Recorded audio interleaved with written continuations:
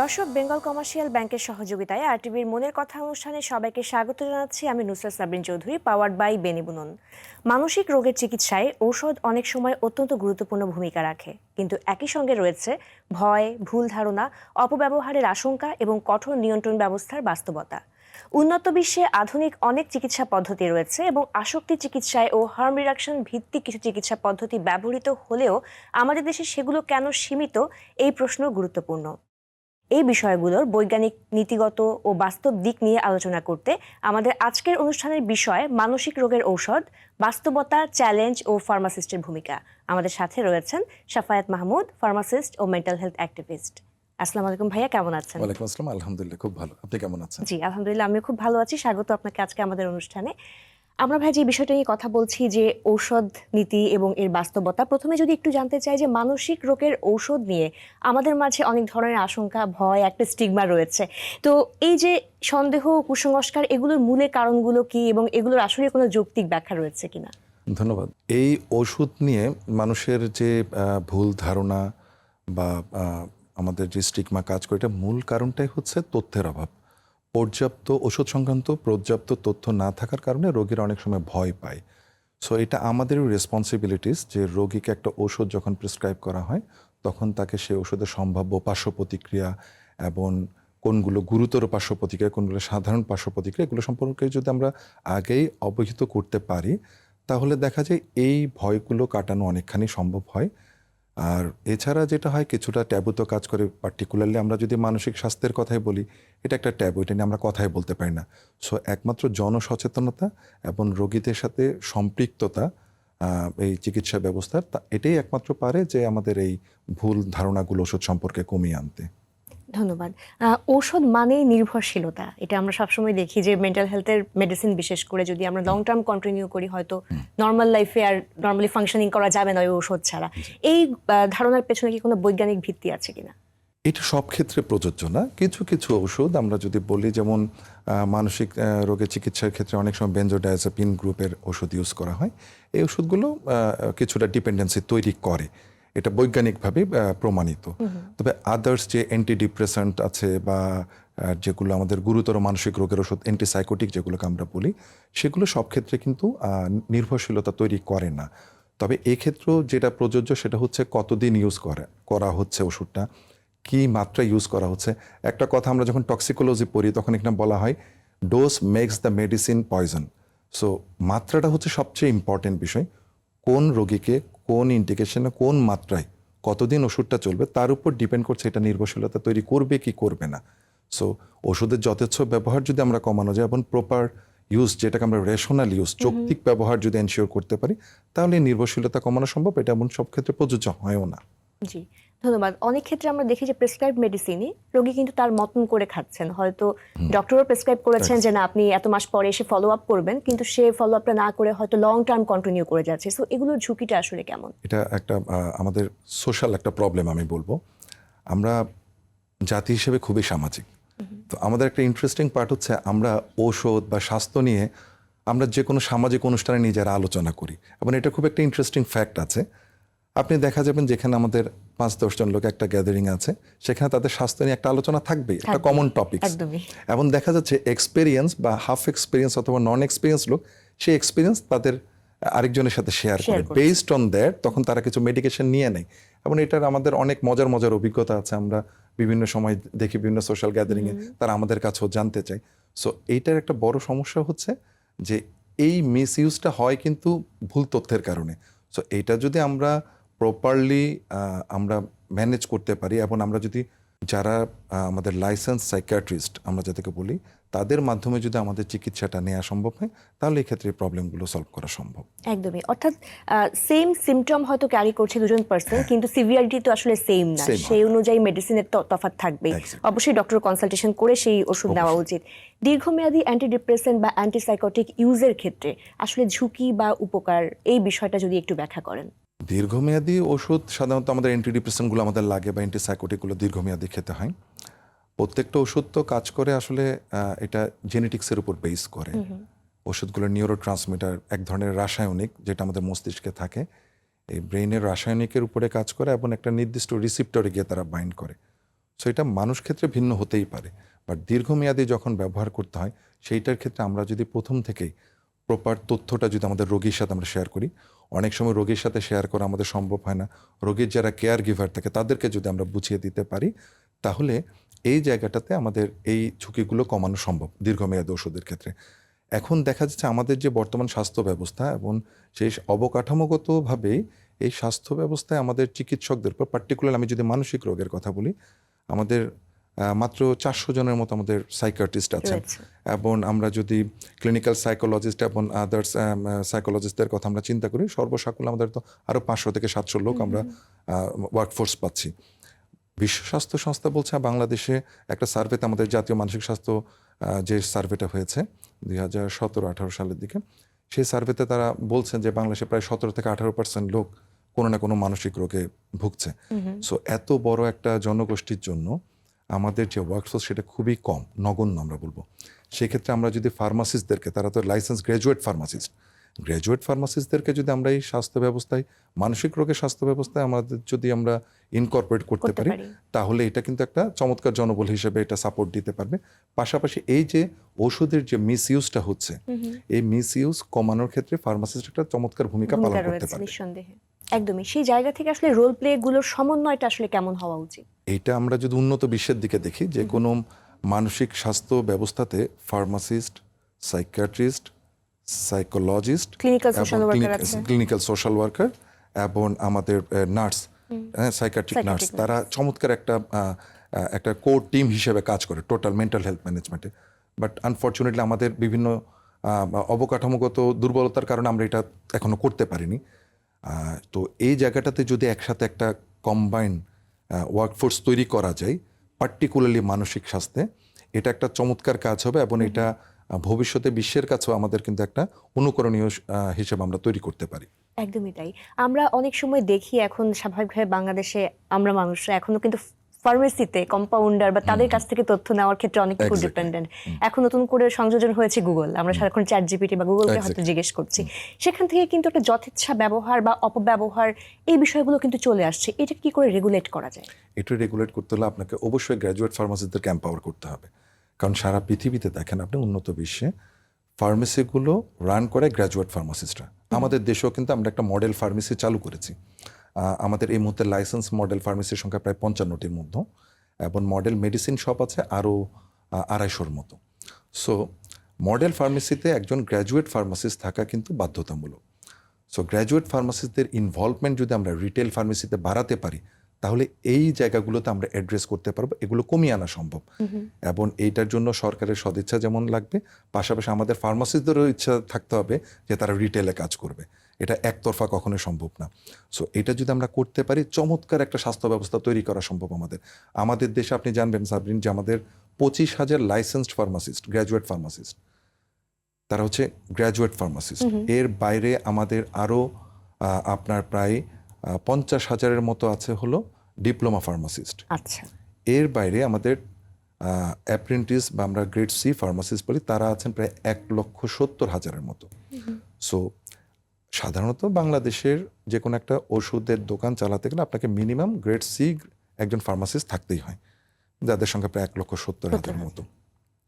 কিন্তু গ্র্যাজুয়েট ফার্মাসিতে ইনভলভমেন্টটা খুবই জরুরি। তারা ডিসপেন্সিং ফার্মাসিস্ট হিসেবে কাজ করে, বেসিকলি হচ্ছে গ্রেড সি ডিসপেন্সিং ফার্মাসিস্ট হিসেবে কাজ করে। আর গ্র্যাজুয়েট ফার্মাসিস্টরা তারা কাউন্সিলিং এবং পেশেন্টের এই ডোজ অ্যাডজাস্টমেন্ট, এই বিষয়গুলোকে তারা অ্যাড্রেস করতে পারে। সো যত আমরা গ্র্যাজুয়েট ফার্মাসির ইনভলভমেন্ট বাড়াবো আমাদের স্বাস্থ্য ব্যবস্থায়, তত অবকাঠামোকে আমরা উন্নত করতে পারবো আমাদের স্বাস্থ্য ব্যবস্থার। একদমই তাই। অনেক ধন্যবাদ। আমরা এই বিষয় নিয়ে আরো জানবো ছোট্ট একটা বিরতির পর। দর্শক, বেঙ্গল কমার্শিয়াল ব্যাংকের সহযোগিতায় আপনারা দেখছেন মনের কথা অনুষ্ঠান, পাওয়ার্ড বাই বেনিবুনন। বিরতির পর আমরা গুরুত্বপূর্ণ এই বিষয়টি নিয়ে আরো আলোচনা করব। টিভি রিমোট হাতে না নিয়ে চোখ রাখুন RTVর পর্দায়।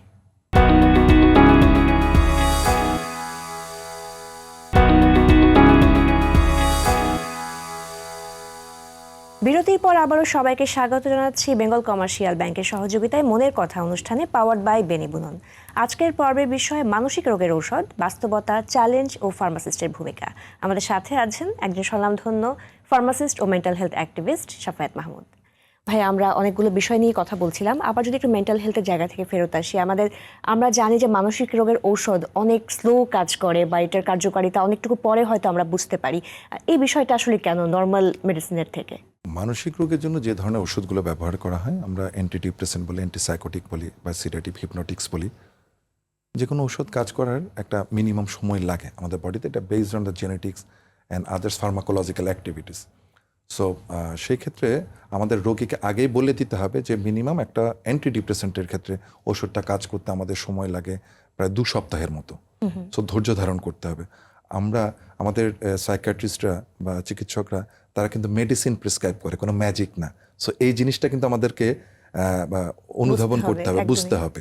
তো আমরা যদি মনে করি যে না, আজকে আমি ডাক্তার দেখিয়েছি, আজকে ওষুধ সেবন করেছি এবং উইদিন ফিউ আওয়ার্স আমি ভালো হয়ে যাব, নট লাইক দিস। সো এই ক্ষেত্রে আমাদের কাউন্সেলিং আবার সেই একই কথা আসছে যে একটা মেডিকেশন দেওয়ার পর, একটা প্রেসক্রিপশন করার পরে প্রপারলি আমার পেশেন্টকে কাউন্সেলিং করে দিতে হবে যে ওষুধটা কাজ করতে কেমন সময় লাগতে পারে, ইন বিটুইন পেশেন্ট কীভাবে ম্যানেজ করবে বা কেয়ার গিভার তার পেশেন্টকে কীভাবে ম্যানেজ করবে, এটা কিছুটা এডুকেট করার ব্যাপার আছে একদমই। এবং মেডিসিনের কিন্তু নেওয়ার পরে কিন্তু সেটা অ্যাডজাস্ট হতেও সময় লাগে, অনেকে কিন্তু একটা এফেক্ট তার মাঝে হয়। এক্স্যাক্টলি। এবং সো এইটা আমরা যদি জানা থাকে, আমরা যদি প্রপারলি জানি আমার পেশেন্ট যে আমার এতদিন পরে কাছে বা পেশেন্টের কেয়ার গিভার, তাহলে ওই সময়টা সে ধৈর্য ধারণ করতে পারে এবং ইন বিটুইন ম্যানেজমেন্টটা চমৎকারভাবে করতে পারে।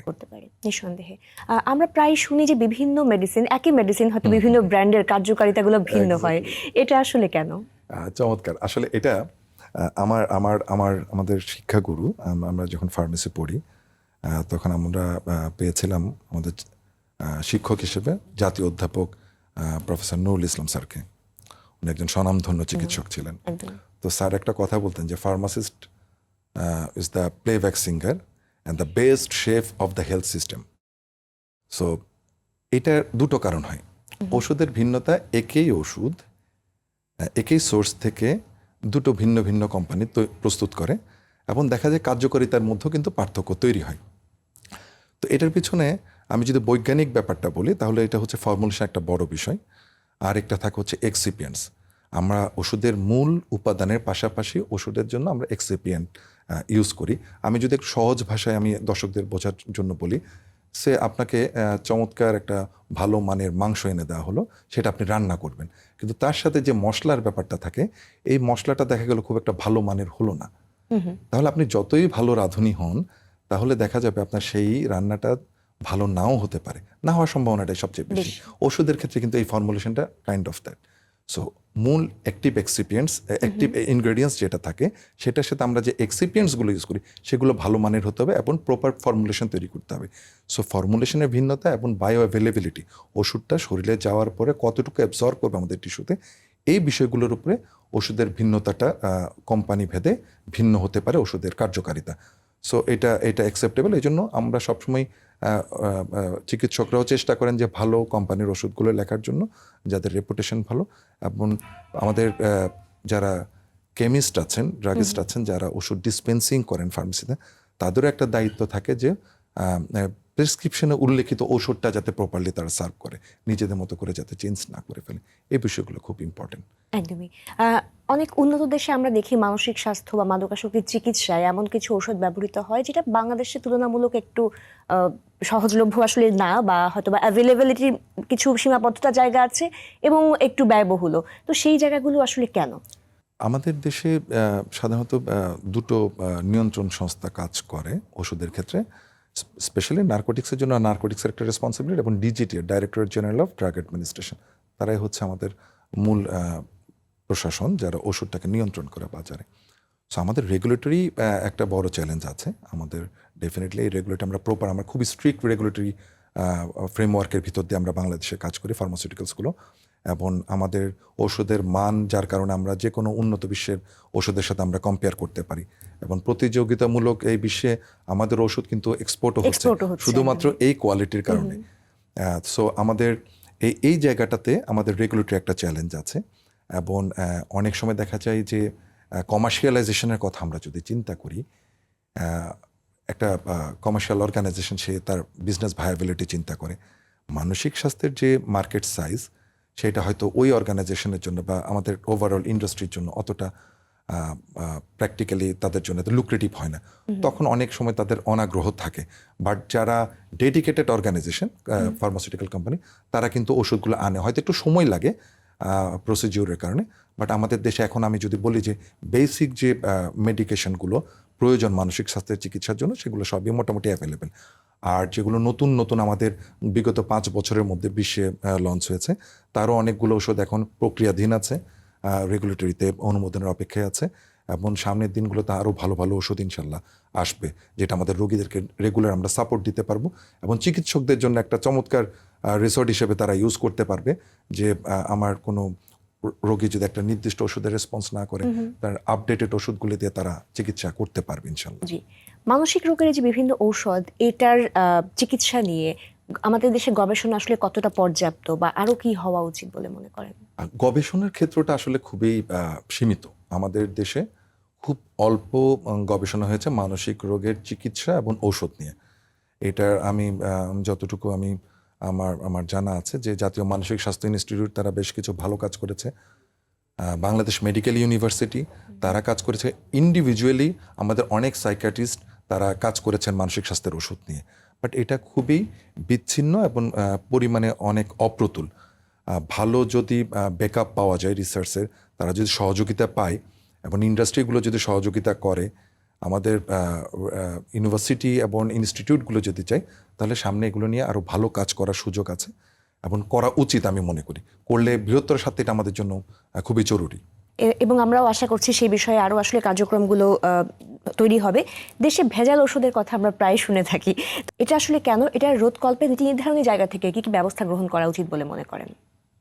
আমাদের বাজারে যে ভেজাল ওষুধ, এটা অনেক পুরনো সমস্যা। এটা সব ইন্ডাস্ট্রিতে কিছুটা অ্যাডাল্টারেশন থাকে, বাট স্বাস্থ্য খাতে এটা মারাত্মক। এটাকে আমাদের ডিজিটিএ খুব স্ট্রিক্টলি কন্ট্রোল করছে, তারা খুব বাজার মনিটর করে, এবং আমাদের ঔষধ প্রস্তুতকারক প্রতিষ্ঠান তারা খুব সচেতনতার সাথে ওষুধগুলোকে টাইম টু টাইম তারা প্যাকেজিং মডিফাইয়ের মাধ্যমে অ্যাডাল্টারেশনটা প্রিভেন্ট করার চেষ্টা করে। এবং নিয়ন্ত্রক সংস্থা হিসেবে আমাদের ডিজিডিএ তারা তাদের জায়গা থেকে বাজার মনিটরিংটা খুব স্ট্রিক্টলি করে। পাশাপাশি এখানে আরেকটা দায়িত্বের জায়গা থেকে যারা আমাদের খুচরা বিক্রেতা আছেন, তাদেরও কিছুটা জায়গা থেকে, যেটা বিসিডিএস কন্ট্রোল করতে হয়, Bangladesh chemist and druggist society, তারা এটাকে নিয়ন্ত্রণ করে। তাদেরও সহযোগিতা তারা করছেন। সমন্বিতভাবে এটাকে আমরা নিয়ন্ত্রণ করার চেষ্টা করছি, এবং এটা আমি বলবো যে অতীতের তুলনায় এখন অনেকখানি এটা নিয়ন্ত্রিত, এবং এইটা আমরা ভবিষ্যতে এটা একেবারেই মার্কেট থেকে যাতে এটাকে অমিট করে ফেলা যায়, সেই ব্যাপারে সবাই সচেতন থাকবে। একদমই, আমরাও সেই আশাই রাখছি। আমরা যদি একটু জানতে চাই যে ফার্মেসিগুলোতে যথেচ্ছা ওষুধ কেনা, এবং আমরা দেখছি ঘুমের ওষুধের ক্ষেত্রে অনেক বেশি অপব্যবহার হয়, এবং একই মানুষ হয়তো এখন অনেকটুকু আসছে যে প্রেসক্রিপশন ছাড়া হয়তো ঘুমের ওষুধ কেনা যাবে না, কিন্তু সেই প্রেসক্রিপশনটা ডিফারেন্ট ফার্মেসিতে নিয়ে গিয়ে কিন্তু আসলে কিনতে পারছে। সেখান থেকেও কিন্তু অনেক বড় ধরনের আমরা দেখছি আত্মহত্যা প্রবণতার মতো বিষয়গুলো আসলে চলে আসছে। দেশের বাইরে হয়তো সেই জিনিসগুলো অনেকটুকু একটা নিয়ম নীতির মধ্য দিয়ে আসলে যায়। বাংলাদেশে এই বিষয়গুলো আসলে কি করা যায়? আমার একটা ভাবনা এইভাবে কাজ করে যে আমাদের যদি আমরা যদি ইউনিভার্সাল হেলথ আইডি UHID যদি আমরা চালু করতে পারতাম আমাদের স্বাস্থ্য ব্যবস্থায়, তাহলে এটা অনেকখানি প্রিভেন্ট করা যেত। বিষয়টা আমি সহজভাবে যদি বলি যে আমার একজন রোগীর একটাই হেলথ আইডি থাকবে, এবং এটা গভর্নমেন্টের প্রতিটা হসপিটাল বা প্রাইভেট হসপিটালের সাথে তার ইনফরমেশনগুলো শেয়ার করা থাকবে, অনলি ডক্টরের অ্যাক্সেসটা থাকবে। এবং তাহলে হচ্ছে কি, রোগী কী ধরনের প্যাটার্ন, তার ডিজিজ প্যাটার্ন কী ধরনের ওষুধ খাই, এটা একটা ন্যাশনাল সার্ভারে আমরা কিন্তু এটা ম্যানেজ করা সম্ভব বা মেনটেন করা সম্ভব। এবং এইটা যদি ইনকর্পোরেট করা থাকে মডেল ফার্মেসিগুলোর সাথে, তাহলে এই ওষুধগুলো নিয়ন্ত্রণ করা সম্ভব, যে রোগী চাইলে যথেচ্ছভাবে ওষুধ নিবে না উইদাউট প্রেসক্রিপশন ছাড়া। এটা উন্নত বিষয় হয়ে থাকে। আর একটা জায়গা যেটা হচ্ছে আমাদের দেশে আসলে ফার্মেসি তো লাইসেন্স ফার্মেসি, আমি আপনাকে যেটা বলেছিলাম যে ওভারঅল লাইসেন্স ফার্মেসি আমাদের 1,70,000-এর মতো। তো 1,70,000 হয়তো কিছুটা সচেতন হচ্ছে, এর বাইরে আরো লক্ষাধিক ফার্মাসি আছে যেগুলো আনরেজিস্টার্ড। এগুলো বিভিন্ন সময় বিভিন্ন অভিযানের মাধ্যমে এগুলোকে নিয়ন্ত্রণ করা হয়। তো এই জায়গাগুলোতে আসলে আমাদের নিয়ন্ত্রণ ব্যবস্থাকে আরো কঠোর করতে হবে। এমন নীতিমালা তৈরি করা দরকার আমাদের, যেটা ব্যবসা বান্ধব, স্বাস্থ্য ব্যবস্থা বান্ধব, এবং আমাদের রোগীদের অবশ্যই রোগী বান্ধব হতে হবে, পেশেন্ট ফ্রেন্ডলি হতে হবে। এই ধরনের একটা যদি অবকাঠামো আমরা তৈরি করতে পারি, তাহলে এটা নিয়ন্ত্রণ করা সম্ভব। আর ঘুমের ওষুধ এটা তো খুবই কমন, যে আমি যেটা বলছিলাম যে বেনজোডায়াজেপিন Benzodiazepine। বা আমাদের সিডেটিভ হিপনোটিক্সগুলো, এগুলো এক্ষেত্রে আসলে রোল প্লে করে, মিস ইউজ বেশি হয়, ডিপেন্ডেন্সি ডেভেলপ করে ফেলে। তো এগুলোতে আমাদের একটু সরকারিভাবেও আমাদের কিছুটা নিয়ন্ত্রণ আছে, যেটাকে আরও কঠোর করা দরকার। প্রেসক্রিপশন ছাড়া তো অবশ্যই ওষুধ বিক্রি করা যাবে না। এবং সরকারি পর্যায়ে যেটা দেখা যাচ্ছে যে আমাদের অ্যান্টিবায়োটিকের ব্যবহার নিয়ে একটা ভালো ক্যাম্পেইন হয়, অ্যান্টিবায়োটিকের যথেচ্ছ ব্যবহার প্রতিরোধে। একইভাবে যদি আমরা এই বেনজোডায়াজেপিন বা সিডেটিভ হিপনোটিক্স নিয়েও যদি আমরা সচেতনতা তৈরি করতে পারি, সরকারিভাবেই যদি এটার প্রচার প্রচারণায় ইনভলভ করা যায়, ড্রাগ অ্যাডমিনিস্ট্রেশন সহ, ফার্মেসি কাউন্সিল সহ সবাইকে, এটা কিছুটা নিয়ন্ত্রণ করা সম্ভব আমাদের। একদমই, অর্থাৎ নিয়ন্ত্রণের কড়াকড়ি এবং রোগীর চিকিৎসা এই দুটোর মাঝে আসলে ভারসাম্যটা আনা অনেক খুবই বেশি জরুরি। জরুরি। নার্কোটিক্স কন্ট্রোল ফার্মাসিস্ট ও পেশাজীবী চিকিৎসক যারা আছেন তাদের মাঝে সমন্বয়টা আসলে কিভাবে করা যায়? স্পেশালি আমাদের মানসিক স্বাস্থ্য চিকিৎসায় কিছু নার্কোটিক্সের বা আমাদের কন্ট্রোল ড্রাগ, আমি নার্কোটিক্স না বলে আমি বলছি কন্ট্রোল ড্রাগের ব্যবহার অনেক বেশি অন্যান্য চিকিৎসার তুলনায়। তো সেক্ষেত্রে ফার্মাসিস্টে এবং নার্কোটিক প্রফেশনাল যারা আছেন, পাশাপাশি সাইকিয়াট্রিস্ট, সবার যদি একটা সমন্বিত ভারসাম্য রেখেই যদি একটা চিকিৎসা ব্যবস্থা তৈরি করা যায় এবং একটা আমাদের নিয়ন্ত্রক সংস্থা যদি তৈরি করা যায়, সেই ক্ষেত্রে এটা অনেকখানি নিয়ন্ত্রণ করা সম্ভব। আমাদের দেখেন অনেক মেডিকেশন আছে যেগুলো আমাদের মানসিক স্বাস্থ্যের চিকিৎসা বা মাদকাসক্তির চিকিৎসায় প্রয়োজন, কিন্তু আমরা চাইলে সেই ওষুধগুলো দিতে পারছি না। এতে করে দুটো ঘটনা ঘটে। একটা হচ্ছে প্রপার ওষুধ না থাকার কারণে আমরা স্বাভাবিক চিকিৎসা ব্যবস্থাটাকে ত্বরান্বিত করতে পারছি না। অল্টারনেটিভ খুঁজতে গিয়ে আমাদের যেটা হচ্ছে সেটা হচ্ছে আমরা হয়তো একটা গ্রে চ্যানেল আমাদের ওষুধ চলে আসছে। সো এটাও কিন্তু আমাদের জন্য ক্ষতিকারক, যেটা আমাদের নিয়ন্ত্রণের বাইরে। সো প্রপার যে ওষুধটা আমাদের দরকার, সেই ওষুধটা যদি আমরা প্রপারলি আমরা যদি অনুমোদন পাই এবং এটা যদি প্রপারলি ডিসপেন্সিং করা যায়, তাহলে আমাদের বৃহত্তর সাথে এটা আমাদের জন্য ভালো হয়। এবং এটাকে সহজ করাটাই জরুরি হয়ে দাঁড়িয়েছে। একজন ফার্মাসিস্ট ও মেন্টাল হেলথ অ্যাক্টিভিস্ট হিসেবে ভবিষ্যতে বাংলাদেশের মানসিক স্বাস্থ্য ও ঔষধ ব্যবস্থাপনায় আপনি কি পরিবর্তন দেখতে চান? এখানে দুটো বিষয় থাকে। একটা হচ্ছে আমাদের প্রপার রোগীদেরকে কাউন্সিলিং করা এবং সঠিক ওষুধটা সঠিক মাত্রায় যাতে সে গ্রহণ করে সে ব্যাপারে তাকে অ্যাওয়ার্ড করা। দ্বিতীয় যেটা থাকে, এই রোগীদের ওষুধের বাইরে এসে এই রোগীদের স্পেশালি, আমি আমার সেক্টর থেকে বলি, মানসিক রোগীদেরকে তাদের জীবনযাত্রা সহজ করার জন্য আমাদের কিন্তু করণীয় আছে। আমি ছোট্ট একটা উদ্যোগ আমি নিয়েছি, যেটা আমরা বাইরে অনেক সময় অনেকে জানি, যে পার্সন উইথ লিভড এক্সপেরিয়েন্স।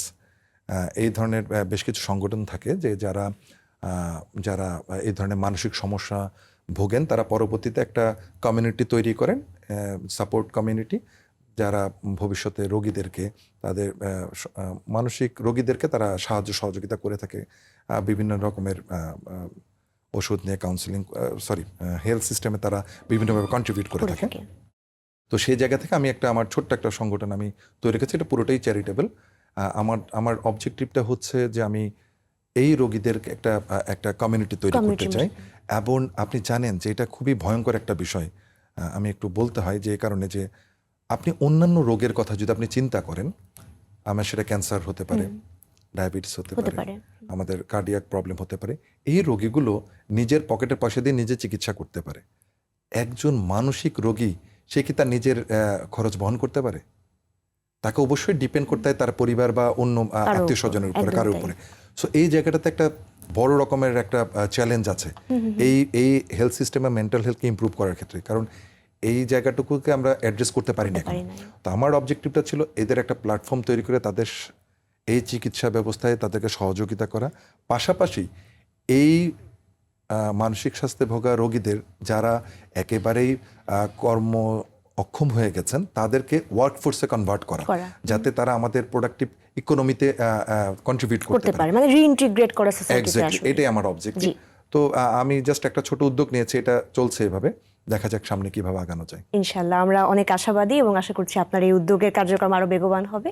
খুব ভালো থাকবেন ভাইয়া। আজকে এই অনুষ্ঠান থেকে আশা করছি দর্শকরা অনেক বেশি উপকৃত হয়েছেন এবং আমরাও অনেক কিছু জানলাম। খুব ভালো থাকবেন। ধন্যবাদ। ধন্যবাদ আপনাকে, আর টিভিকেও ধন্যবাদ। দর্শক, আজকের আলোচনার মাধ্যমে আমরা বুঝতে পেরেছি মানসিক রোগের ঔষধ কেবল রোগ নিরাময়ে সাহায্য করে না, এটি রোগীর মানসিক স্থিতিশীলতা ও জীবনমান উন্নয়নেরও কিন্তু একটি গুরুত্বপূর্ণ অংশ। একই সঙ্গে আমরা জানতে পেরেছি নিয়ন্ত্রণ, নিরাপত্তা ও সচেতন ব্যবহার কতটা জরুরি। আমরা আশা করি আজকের আলোচনা আমাদের সকলকে মানসিক স্বাস্থ্য ও চিকিৎসা নিয়ে সচেতন করবে, ভুল ধারণা দূর করবে এবং সঠিক তথ্যের ভিত্তিতে সিদ্ধান্ত গ্রহণে সাহায্য করবে। আজকের মতো বিদায় নিচ্ছি বেঙ্গল কমার্শিয়াল ব্যাংক নিবেদিত আরটিভির মনের কথা অনুষ্ঠান থেকে, পাওয়ার্ড বাই বেনিবুনন। সবাই ভালো থাকুন, সুস্থ থাকুন, দেশকে ভালোবাসুন আর অবশ্যই নিজেকে মাদক মুক্ত রাখুন।